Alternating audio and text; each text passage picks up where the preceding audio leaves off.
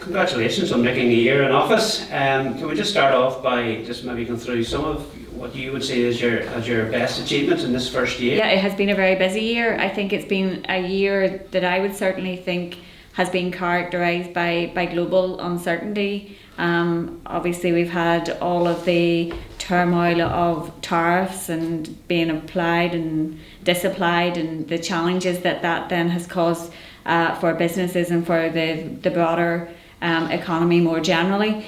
But despite that, our economy is performing relatively well. We continue to outperform Britain in terms of both economic growth, exports, but also earnings growth. So I think those are positive indicators. I think we all recognise that it's still a challenging time for businesses, and we are engaging constantly in terms of understanding those concerns and trying to support businesses through those challenges, and to create as a supportive policy environment as possible to meet our objectives and their objectives. I suppose one of the highlights for me of the past year, just a couple of weeks ago we had the Magee task force 1 year on report, and there's been a 22% increase in student numbers since the executive returned in 2024.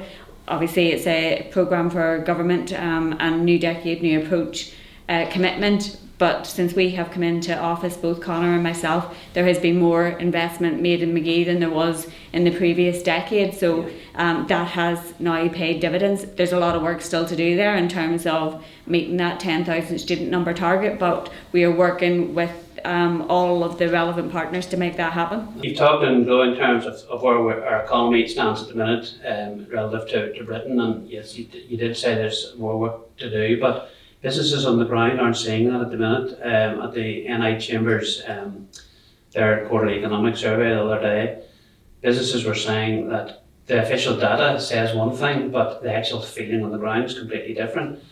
They need something, they need something concrete to see, where we're going to be in a year's time. Can you offer any solace to them? Well, I think that I would say that we are performing relatively well. I wouldn't say, that we are achieving everything that we would want to achieve in terms of the economy. I think there is still certainly work to do there, but I think it is against that backdrop of economic uncertainty globally, and when the tariffs were initially announced last year, I set up a tariff working group bringing together industry partners, and I met it last week again in the face of those new tariffs that were being threatened, and the overwhelming issue that they highlighted was about the uncertainty and what that's doing to that broader business and economic environment. Businesses not feeling confident, pausing investment decisions, that there is just that general feeling. Yeah. And I think there are challenges that we can control and there are challenges that we can't, and we have to put the effort into the ones that we can. So things that we are doing in terms of investing in skills, investing in terms of innovation supports for businesses, in terms of renewables supports for businesses.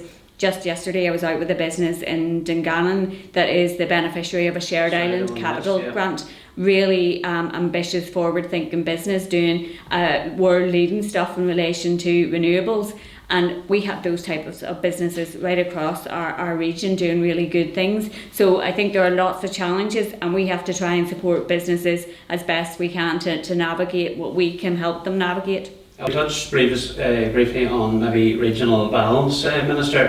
What do you say to people up in the Northwest that may say that they're not getting their fair share of the pie? Well, I'm from the Northwest, so I understand very well the issues, and I also, I think, reflect what I hear from businesses as well as what I hear from elected representatives, and I do feel that there is a growing confidence in the Northwest. I think if we look to some of the announcements that we have seen over the course of the past year, the likes of Fintru's new office opening, EY office opening in Ebrington, Alchemy opened in Ebrington as well, and then was acquired by NTT Data, a really significant investment for them. And then the investment in R&D by Seagate up in Derry, which is Invest NI's largest ever R&D investment. So there's significant things going on in the Northwest, and what all of those businesses point to is the real driver for economic development in the Northwest that Magee is, and the partnerships that they have with the university and colleges up there, which I think is a real strength. Is there more to do? There is absolutely more to do, and you don't turn around decades of underinvestment overnight, and it will take time for us to see the actual metric shift and to see more announcements. It takes a while for the likes of investment announcements to come through the pipeline, but we are working in partnership with businesses and the broader community in the Northwest, but not just the Northwest. Regional balance is wider than the Northwest also, and we are out and about with businesses and with our local economic partnerships that have been set up now in all 11 council areas, and the whole purpose of them is about driving local economic delivery, so based on the needs of the local areas. Can we talk about good jobs now? And again, progress has been made, and I see the metrics in your document. It's a very heavy piece of legislation that's going to go through. And again, I'm hearing that it may need such deep scrutiny that bill may not get through in the current mandate. Given that we have 16 months left, will that legislation get through, Minister, in your opinion? Well, the legislation is being drafted, and again, it's important to reflect upon the scale of change that is being delivered there. It's the biggest upgrade in employment legislation since the Good Friday Agreement. There are some really important developments within that, particularly in relation to family supports and flexible working for workers, carers leave, neonatal care leave. There's some really important progress being made there. And that is all going through the process of being drafted. It's very advanced in terms of its drafting, and we are hopeful that we'll have it through the executive and into the assembly well in advance of the summer recess, and that does give hopefully into the House before summer. That's certainly the plan. We obviously, it's dependent on executive agreement, and then it will go into the assembly and it will go through the committee processes, but there is certainly time to get it through before the end of the mandate. And actually we have a very ambitious legislative programme that we are bringing forward across the department. We have 8 bills that are being brought through in this mandate that we are planning to bring through in this mandate, which compares to 1 that was brought through by this department since its inception in 2016. So it is an ambitious programme of legislation that we have planned. But again, it's really important things that we want to make progress on. Because the accusations at the minute are that parties are now almost in election mode for 16 months down the line, at all parties, there's a fear then that things will slow, and it's been a thing that has happened in the past, maybe, which is why so few bills have got through in the past. But I think at the end of the last mandate we did see a considerable amount of legislation making its way through before the end of the mandate. I anticipate that will happen again, and similarly, unfortunately, to the last mandate, we have again got a shortened mandate, so we have only 3 years within which to try and deliver the ambitious programme of legislation that we have, and that poses challenges in terms of developing the legislation and then getting it drafted and through its processes. But there might be a lot of talk about people being in election mode already. I'm really focused on delivering what I want to deliver in this department and meeting the priorities and objectives that we have set for ourselves, and that's what my focus is entirely on. I just want you maybe to touch briefly on what's happening around decarbonisation here, and will the North meet its targets? And we're still 2030 is not very long away now, and I know it's going to straddle 2 mandates, but where are we with how we're getting on with the whole decarbonisation, Minister? Yeah, well, we have statutory targets to meet in terms of decarbonisation and in terms of renewable electricity as well. we are putting all efforts into ensuring that we do deliver on those targets. The levers, I suppose, to deliver on them don't just sit with my own department. There will be things that cut across others, and in particular in relation to planning. But we have made progress importantly across a number of different areas over the course of the past year. So there has been the progress around the renewable electricity price guarantee scheme, which will be key to ensuring the investment in renewable technologies going forward to deliver against that target. I also announced the fairer grid connection policy, which socialises the costs of reinforcement of the electricity grid, which is a real issue, particularly in rural areas, both for businesses and householders, and this makes that cost much fairer. So that will be in place in the first half of this year. The utility regulator and NIE are going through the processes that they have to go through at the minute.